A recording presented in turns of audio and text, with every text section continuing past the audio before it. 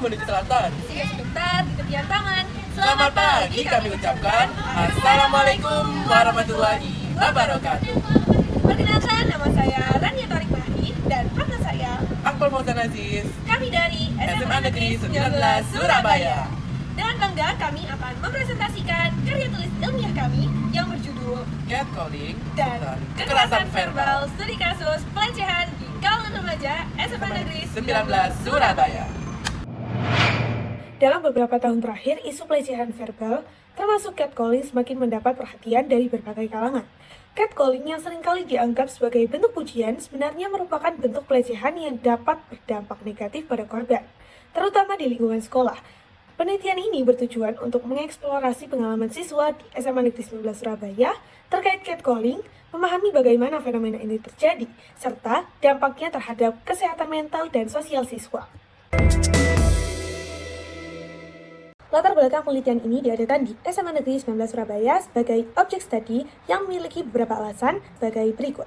Yang pertama adalah relevansi konteks sosial dan kultural. SMA Negeri 19 Surabaya ini terletak di kota besar dengan beragam latar belakang sosial dan budaya yang mencerminkan dinamika sosial masyarakat urban. Yang kedua adalah konteks pendidikan dan usia remaja. SMA Negeri 19 Surabaya merupakan lingkungan pendidikan di mana siswa berusia remaja dan kelompok usia yang rentan terhadap pelecehan verbal. Yang ketiga adalah studi kasus yang representatif. Yang keempat adalah potensi dukungan institusi. Perumusan masalah. Berdasarkan latar belakang yang sudah kami jabarkan, dapat diambil rumusan masalah sebagai berikut. Yang pertama adalah bagaimana perspektif atau pandangan remaja perempuan terhadap catcalling. Yang kedua, apakah catcalling bisa mempengaruhi kesehatan mental remaja perempuan? Yang ketiga, bagaimana faktor sosial dan budaya berkontribusi pada normalisasi catcalling di kalangan remaja? Studi pustaka. 1. Dasar teori. Penelitian ini didasarkan pada beberapa teori sebagai berikut. Menjelaskan bentuk pelecehan verbal sebagai bentuk kekerasan simbolik dan objektifikasi seksual. Yang kedua adalah kekerasan simbolik. Kekerasan simbolik adalah bentuk kekerasan yang tidak terlihat, namun efektif dalam mempertahankan dominasi sosial. Yang ketiga adalah teori feminis. Laura Mulvey menyatakan bahwa objektifikasi kaum perempuan dalam ruang publik memperkuat posisi subordinat mereka dalam struktur sosial.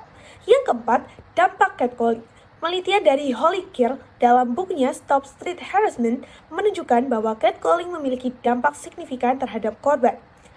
Keir juga mencatat bahwa pelecehan ini seringkali dianggap remeh atau bahkan diabaikan oleh pihak berwenang dan masyarakat luas. Langkah selanjutnya ada metodologi penelitian. Metodologi penelitian ini menggunakan metode kualitatif dengan pendekatan studi kasus di lingkungan sekolah. Selanjutnya akan dilakukan langkah-langkah penelitian. Yang pertama ada wawancara terstruktur yang akan dilakukan dengan remaja perempuan yang pernah mengalami catcalling serta remaja laki-laki untuk mendapatkan persepsi mereka. Yang kedua ada observasi lapangan, yaitu dengan mengamati perilaku sehari-hari di sekitar sekolah untuk melihat apakah fenomena catcalling terjadi dalam konteks tersebut.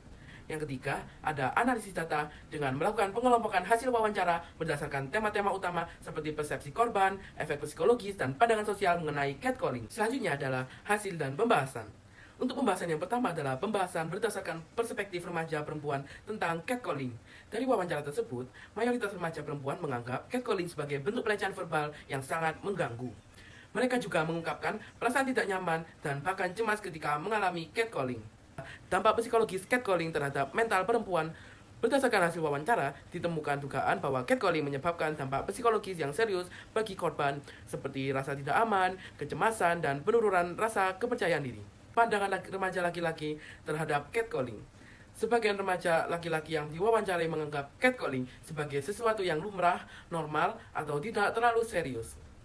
Mereka beranggapan bahwa tindakan tersebut hanyalah candaan dan tidak memiliki niat untuk melecehkan atau menyakiti. Remaja laki-laki meniru perilaku orang dewasa yang ada di sekitar mereka yang seringkali melakukan catcalling, sehingga mereka menganggapnya sebagai perilaku yang dapat diterima oleh semua kalangan remaja. Selain itu, juga kurangnya edukasi mengenai gender dan berbagai bentuk pelecehan di sekolah turut berkontribusi dalam minimnya kesadaran tentang masalah yang sedang terjadi ini.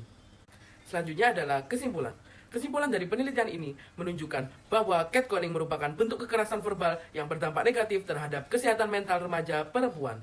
Meskipun sering dianggap remeh atau sekedar candaan, catcalling dapat memengaruhi rasa aman dan kepercayaan diri korban. Perspektif remaja laki-laki yang masih menganggap fenomena ini sebagai sesuatu yang wajar memperlihatkan adanya kebutuhan akan pendidikan lebih lanjut terkait kesetaraan gender dan bahaya pelecehan verbal. Oleh karena itu, diperlukan upaya edukasi di sekolah-sekolah untuk meningkatkan kesadaran akan dampak catcalling dan pentingnya menghargai hak orang lain di ruang publik. Jalan-jalan ke pasar malam. Mampir sebentar membeli kue putu. Sekian dari kami. Wassalamualaikum warahmatullahi wabarakatuh.